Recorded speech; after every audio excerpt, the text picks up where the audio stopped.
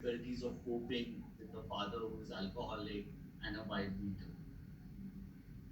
Well, I think that we're all glad that he's had this sort of reaction from the film, and that the film is still impacting these communities, going off of the work that you're doing. I think on that note, we're going to open it up to questions from the audience. If you just want to raise your hand, someone will come around with a mic. Do we have any questions?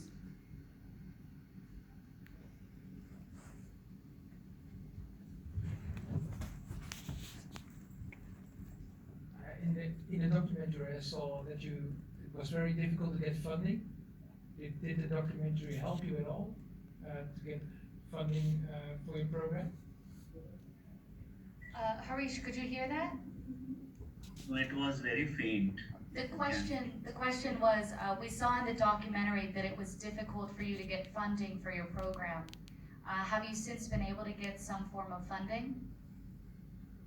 Uh, well, I mean, thanks to the efforts of Inca and some other individuals, from some parts of the world, there are small donations coming. But, for a program like this, a gender sensitization and mentoring, you need a sustainable, long-term kind of support because you are changing attitudes, paying the salaries of a social worker like the one Aspar who was shown in the film. He is yearning to come back. But I'm sorry that the program is jinxed for lack of sufficient funds, even though there are small contributions coming in. But the sad part is 2, 3 years consistently I'm approaching different kinds of donors. So, I find there are lots of people giving solidarity and expressing for my cause, but when it actually comes to translate in giving concrete support, there's still a dearth of people. You know. And I'll just ask a question going off of that. Do you feel like the lack of support is because of the environment in India surrounding this issue of toxic masculinity? Or do you think that, as we saw in the documentary, there are not many funds that are supporting men's groups? We see that most funds only support women's group. Is it a one or the other, or a combination? So it's a combination of factors. So, like, because the kind of toxic masculinity which you see in places like India, it is very deeply entrenched, the patriarchy which is there.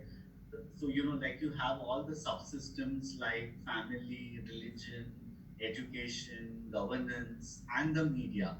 All these interplaying and, trying to reinforce the traditional notions of masculinity. So what happens then when all the people in the systems and people who are in power are in these subsystems, they will not like to address the root cause so directly because in a way they are also implicated. So, it's hard to get, but and also like, in India, like talking about gender, it's still just as in other parts of the world, gender is equated to a problem only of the woman. So therefore any support, if it has to go to a direct woman or a girl's education program or income generation program, people don't think beyond the boxes, out of the box thinking that you need to address the root cause, which is men's attitude and mindset. So I think it's a big challenge. So locally within our country there's a dearth of donors, but I guess we are open to getting foreign donations. So if any, there are trusts and foundations abroad who are supporting our ongoing programs with the 18 plus, adult young men, but the program with the adolescent boys where Ved is there, those are still yearning for support. So it's the efforts are ongoing, and there are people from abroad who are considering, but let's hope that we are soon able to restart the project which is jinxed. Well, we all wish you good luck with that, of course. Do we have some more questions from the audience? Down here.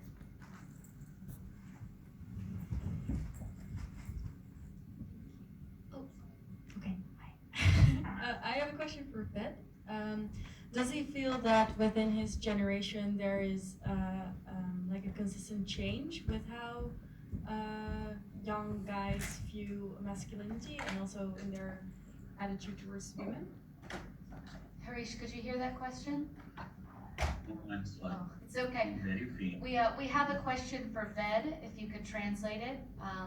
Someone asked if he has noticed any change in attitudes regarding masculinity among his young generation of men.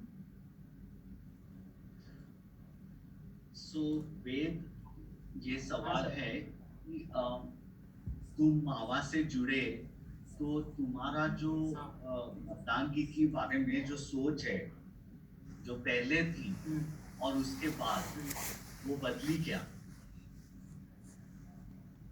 Sir पहली बात तो ये है पहले मत होने में ख्याल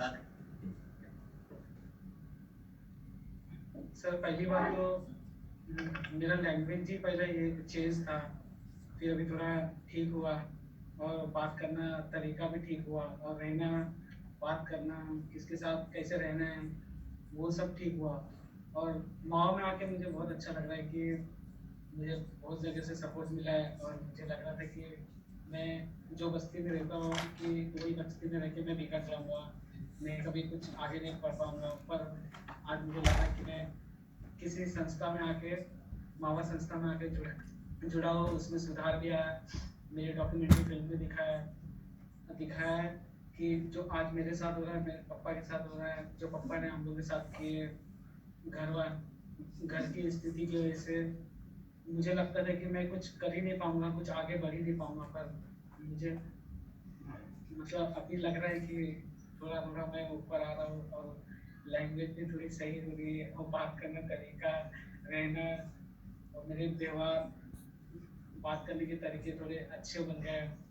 और अभी तो फिलहाल सर मावा में जो उमंग प्रोजेक्ट भी चल रहा था वो तो बंद भी हो गया है। सोच रहे थे कि चालू होना चाहिए पर वो फंड की वजह से चालू भी नहीं हो पा रही है। और सब लोग बोलते हैं कि ज़्यादातर कि फंड मिले तो चालू होना चाहिए, ऐसा मुझे बोलते हैं कि अरे ये देखना यार चालू कभी होएगा, चालू होगा तो बता यार जाने गए। तो मैंने उन लोग को बोला है कि थोड़ा टाइम है, वो लोग बोलते हैं कि फंड मिलेगा। तो मैंने बोला था कि उन लोगों को फंड मिलेगा तो सर बुलाएंगे तो जाने मिलेगा, अलग अलग जगह पे कैंप जाने मिलेगा, कुछ अलग। ठीक है, मैं बता रहा हूँ इतना काफी है, बहुत बोले मैं बता देता हूँ। तो you know he is so much enthused, you know, like he expressed that, you know, when Mava first contacted me, he was in a shell. He was so dejected in life because he had failed in his matriculation, which is a final year school exam, you know, and he had tried his level best to intervene when his father was hitting his mom. So when he found a voice through Mava and other like-minded people who are in sync with his approach and empathize with him and give him a space, a non-threatening space where he could ventilate, where he could meet other like-minded people, and gradually he realized his potential, and most importantly his potential as a communicator with his peers. So he says that, you know, he was able to polish his language, the clothes what he was wearing earlier, he understood the finer ways of living, and most importantly the rowdy language, the toxicity which also was there in his talk, that completely and gradually moved away. So It he was able to talk in a language, you know, which is of a refined and also which talks of a sensitive, considerate man. So I find, and today the boys are asking him, when are you going to have the next session? When are you, you know, so they see him as a peer leader. You know, he's been able to build a rapport with them and understanding with them. That's so much so that he is like a role model at a very younger age. It was great to watch that journey that he went through the film, and I'm glad that he's sort of continuing to be that role model. Unfortunately, we're all out of time here, so we have to say goodbye. But thank you to Inka, Harish, and Ved. If we could give them a round of applause, please, for being here.